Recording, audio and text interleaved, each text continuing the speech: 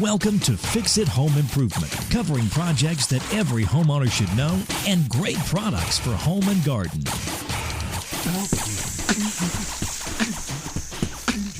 Hi, I'm JC, and this is where we share weekly home improvement tips. I'm here with my co-host Cindy. Hello, JC. Hi, Cindy. This week we're going to talk about some different types of cookware material, and one of our listeners, Scott Barlow, said to tell you that the fire episode has some great info, and we should have named it Fire with 3 exclamation points. We also want to thank Jen from Everyday Old House for mentioning us in her blog about dishwashers, and you can check that out at everydayoldhouse.com. I spoke to Warren from Infinity Woven Products, and he gave us some information about luxury woven vinyl flooring. Cast iron cookware was made in China around 200 AD. In the 1700s, companies started using sand molds to create cast iron cookware, and in the 1870s, the Griswold Company started making cast iron cookware, and their old cookware is still very collectible. Lodge Manufacturing was founded in 1896, and they still make top-rated cast iron cookware. Exciting. I went to Williams-Sonoma. Uh-oh. Is this going to be a podcast about what you did all week? And how good my customer service was at these stores. So Williams-Sonoma, Bed Bath & Beyond, and Target, just to get a feel for the most popular types of cookware that are out there now. The main types I saw were non-stick using some type of fluoropolymer like PTFE. What's that? Which is polytetrafluoroethylene. Yeah. The most well-known is the Teflon brand. But there's a lot of different formulas.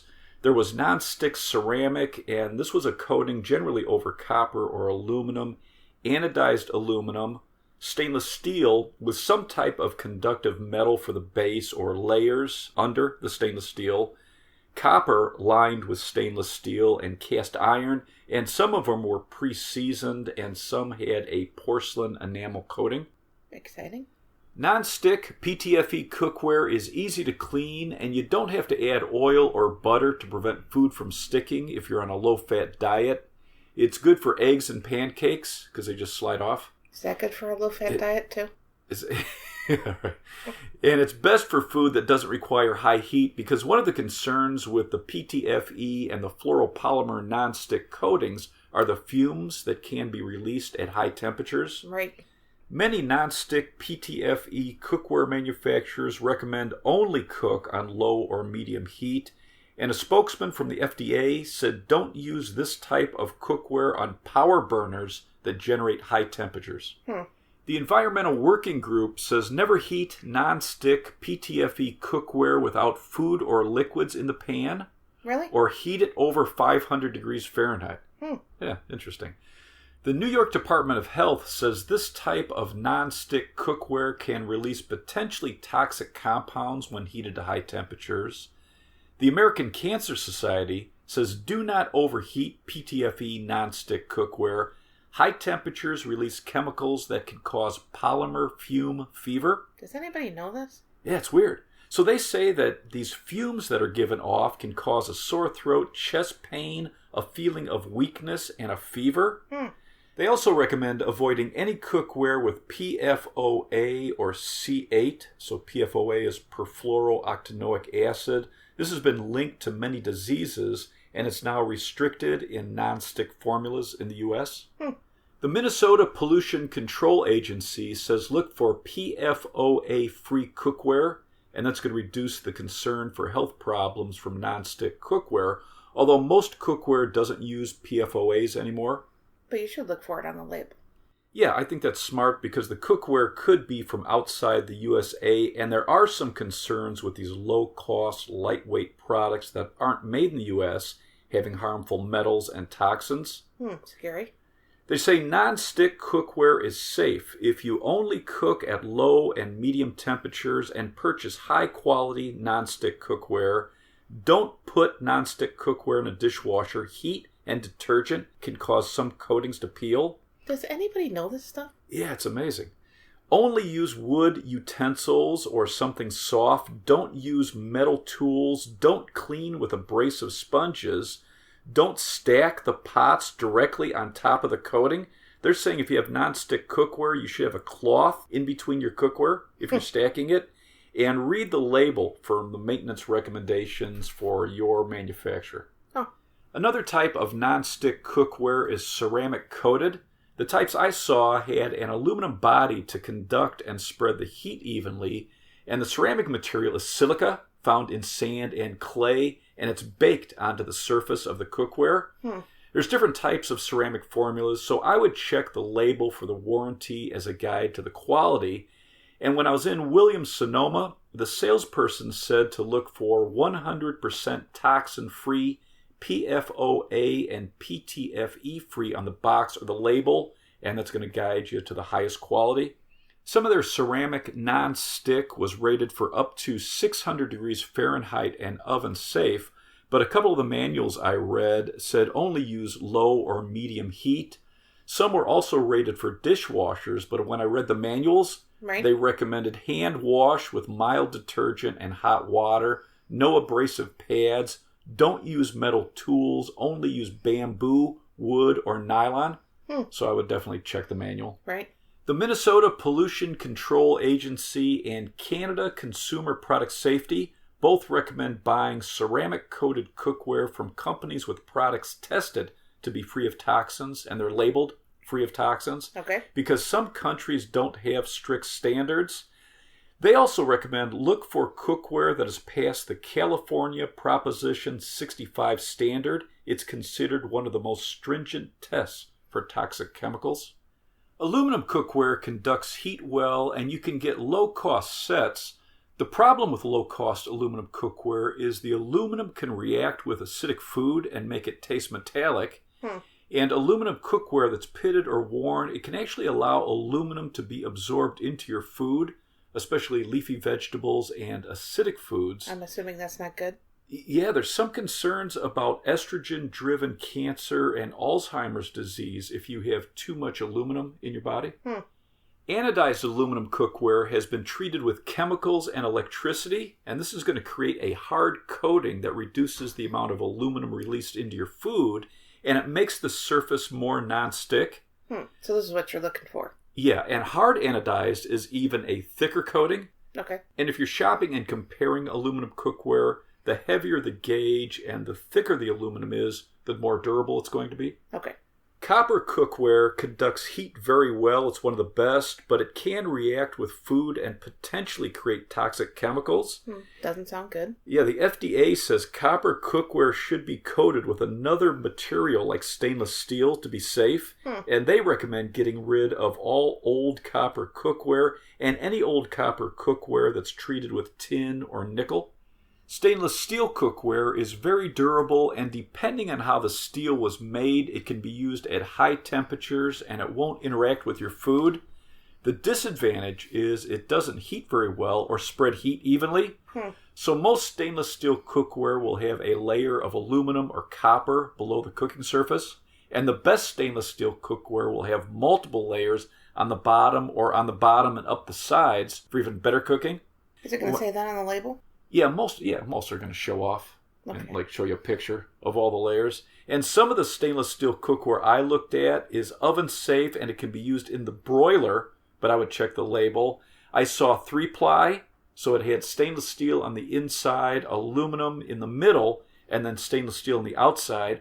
They had 5-ply, so it was stainless steel, aluminum, copper, another layer of aluminum, and the outside was stainless steel. And there were 7-ply. No way. So it was stainless steel, aluminum, stainless steel, aluminum, stainless steel, aluminum, and stainless steel.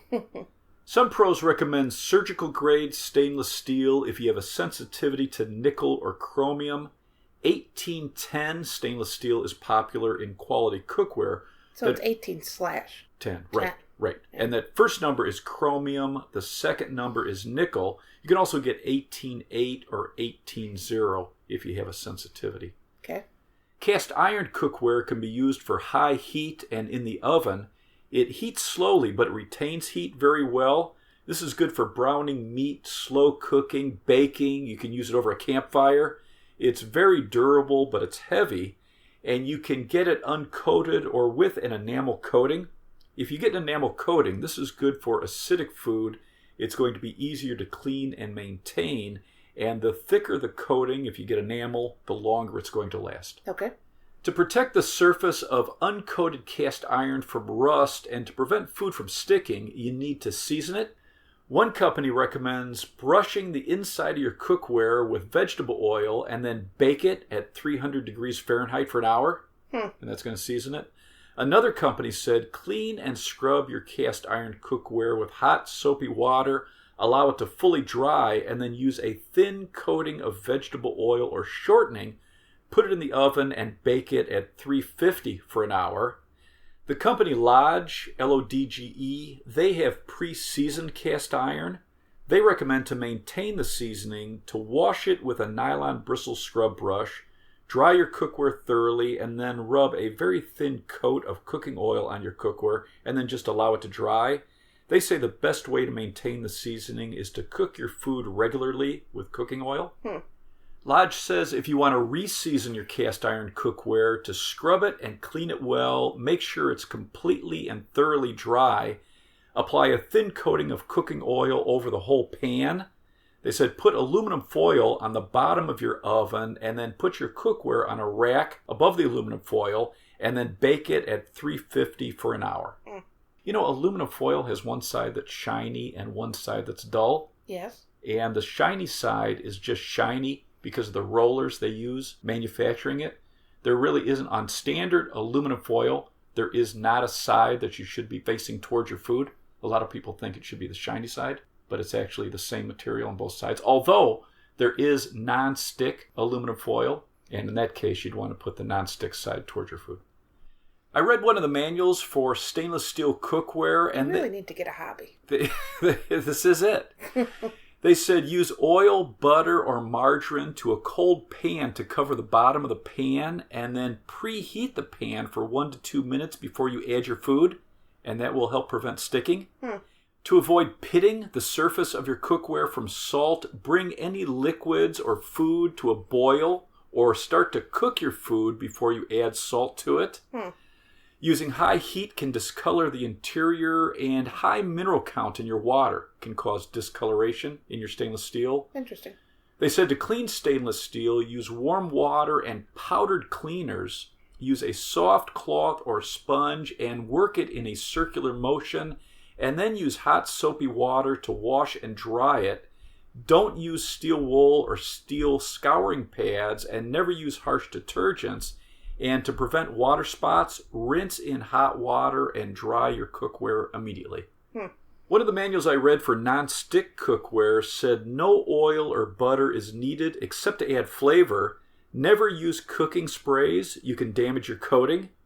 Only use low or medium heat, never high heat, and never turn on the heat without food or liquid in your cookware. You can damage your coating and it can void the warranty. It's wild, huh? Only use wood utensils, nylon, or silicone-coated utensils, never metal, and this one was oven-safe up to 500 degrees. They said to wash it, only use warm, soapy water and a soft cloth. Okay. Some top-rated cookware companies, Cuisinart, Cuisinart, All Clad, it's ALL, capital CLAD, Tefal, it's a T, a dash, FAL, Williams Sonoma, Calphalon, CALPHALON, Lodge, and Le Creuset. I took French in high school, so I know I said that right. Are you going to spell it? Oh, yeah, it's L-E and then capital CREUSET. Creuset. I spoke to Warren from Infinity Woven Products. Warren, how you doing? Good. Cindy and I were doing some research on types of flooring, and we came across your company, Infinity Woven Products, and we were hoping you could give us some information on your company. Yeah, absolutely. So Infinity was founded about 2008, and the whole concept of the company was to provide a durable product that both was high-performing and functional, stylistic as well. So we developed this woven vinyl. And it is a tactile experience on your feet or on your hands where you're able to have a really nice designed product that is antimicrobial, easy to clean, and stain and soil resistant. When the product was coming out, what we wanted to also find was somewhere to make it nice and plush. So while the face fabric has that woven piece, we put PVC to the back, and that way you've got a great cushion feel for being able to walk on and gives you a little bit of durability similar to like a yoga mat. And you can also put this down just like a traditional carpet.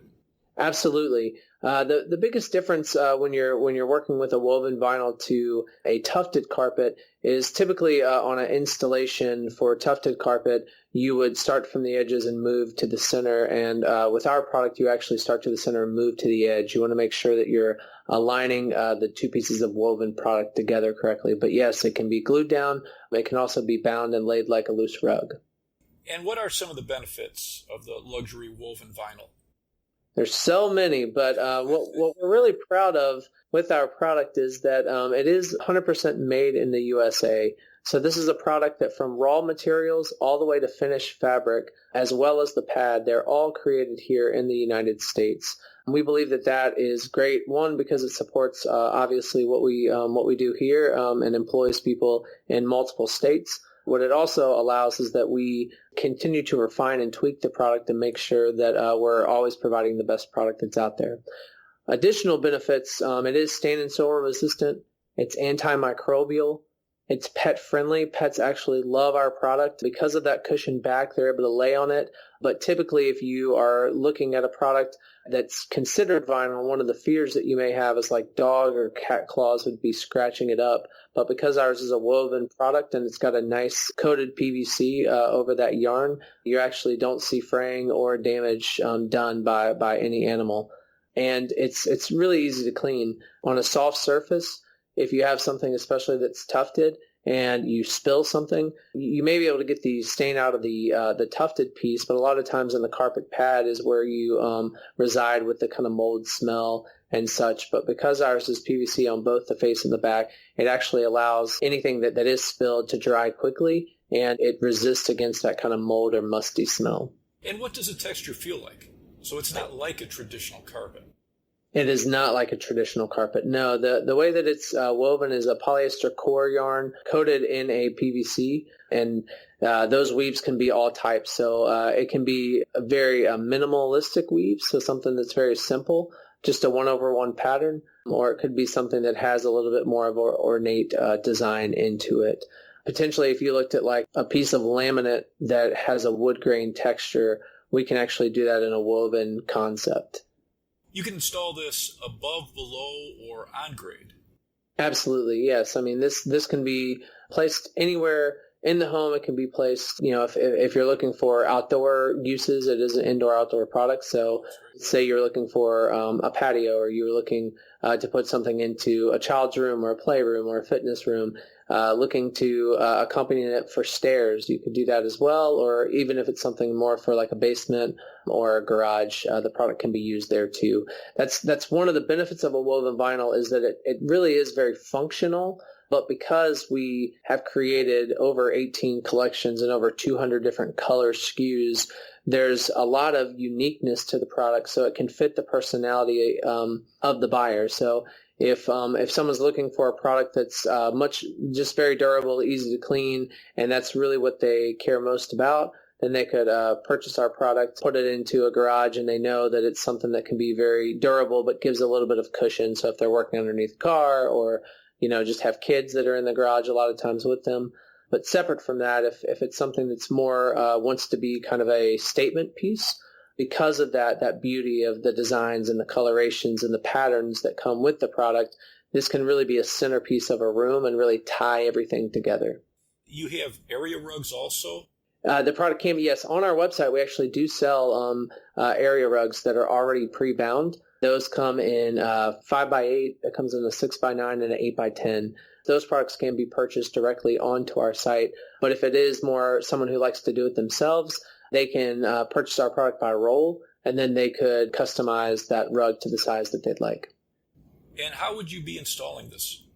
Installation of our product can be done a couple of different ways. So with a rolled good, what you would do is you would purchase glue, and we have some of that available on our website and can also make suggestions. And you would just buy rolls, and then by those rolls, you would then just determine the size of the room, the area of the room, and you would start laying that down, very similar to how you would lay carpet. Again, the only true difference is really just the installation would be from the center of the room to the outer areas of the room. With that installation, it's always good to have a roll device or some type of weight that you can utilize to make sure that you're pushing out any of the air pockets or bubbles that typically come when you're rolling down a floor covering. And then making sure that you also have a trowel as well. And typically, depending on the substrate, it could be an 1/8 inch or a 16th inch trowel that's encouraged. Is there anything special you have to be concerned about as far as care or cleaning? Most of the time, you can really just use water with clean cloth or paper towels. Potentially, if it's something that's more of an embedded material, you could utilize like a medium bristle brush. Or if there's something that's a little bit like semi-solid, typically you can allow it to dry and then brush it off or vacuum. One of the great things about our product is, be it a vacuum, be it just a household spray that you utilize, or being a broom, nearly with any type of household cleaning, it can be done with Infinity and with our woven vinyl. At the same time, though, if there are difficult spots or anything like that, you can use something like a Clorox cleanup to utilize, or a Tilex mold mildew, a spot shot, something like that can be utilized for products where maybe the tannins are a little bit heavier, and so you need something that's a little bit more aggressive. Even further, if you're used to doing a hot water extraction or some type of steam cleaning, that is something that can also be done with our woven vinyl flooring. And you have some installation tips on your website? We do. One of the great things about the Infinity website is there's a whole tab at the top of the page called Resources, and that is a resource center. And within that, we have different filters. So we have a filter for installation, one for maintenance, one that even goes into our testing and our warranty, and there's a focused industry to contract as well. So through our website, you can download PDFs for care and cleaning, FAQ, as well as an installation guide. And do you work with installers or contractors? We don't have a certified installer list per se, but if a consumer did call in and they had purchased the product or were looking for an installer to get guidance on, as long as we know a zip code and kind of where they are, we can put them in touch with someone in their area to help give them some guidance. The product is DIY friendly for the most part, unless you're going for a large installation. With larger installations, we would suggest that at least, just speaking to someone who's professionally doing installation would probably be valuable. And how would I order it? The only thing that we sell directly to consumers are our area rugs as well as some adhesive. All other sales are really done through different businesses. So if a consumer is interested, we do have a dealer locator on our website, and that's one way to search for our product. If you're utilizing that and for some reason you do not find someone who's in your area, you can always give us a call and just let us know that you're looking to do it DIY or you're looking to engage with a dealer, and then we can direct you the right path for the ways that you can purchase it just kind of directly, as well as those who are more kind of holding your hand and working through the installation alongside you. And if I wanted to see your products and learn more, where would I go?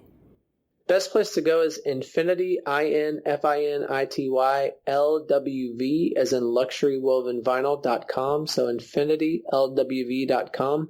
And on our website, we have a flooring tab that gives you different swatches of every collection that's offered. We have an area rug tab where you can purchase the 6x9, 5x8, or 8x10 area rugs that are already pre-bound when they ship. And we also have our resource page there as well. Well, I appreciate your time, Warren. Thank you. Thank you so much. That was a great interview. Yeah, it's interesting how durable and easy to care for luxury vinyl carpet is, especially if you want carpet in a basement or a workout room, or if you spill things a lot. Well, we got a couple samples from Infinity. Right. They have some really nice designs, and it feels really cool. Right. I'm thinking about making a mat underneath you, because you spill a lot. Do you have anything else to add? For cookware, compare the warranties and check the labels for toxin-free materials. Does it pass the California Prop 65 standard? And you may want a few types of cookware for your meals, maybe some non-stick for eggs and delicate food, anything that you're preparing at low or medium temperatures, and then stainless steel or cast iron for searing meats and high-temperature cooking. Okay, let's wrap this up. You can subscribe to our podcast on Apple Podcasts, Google Podcasts, CastBox, Himalaya, or your favorite podcast app. If you enjoyed it, please leave us a review. You can check out our home improvement videos on our YouTube channel, Fix It Home Improvement. And you can subscribe to that as well. You can download our ebooks, Home Improvement Solutions, What Every Homeowner Should Know, books 1 through 9, and coming in December, book 10 on Amazon. If you enjoyed it, please leave us a 5-star rating and review. You can email us at fixitpodcast@gmail.com. You can follow Cindy on Twitter @FixItCohost, and you can follow us on Instagram, Fix It Home Improvement. Thank you for listening. Talk to you next week.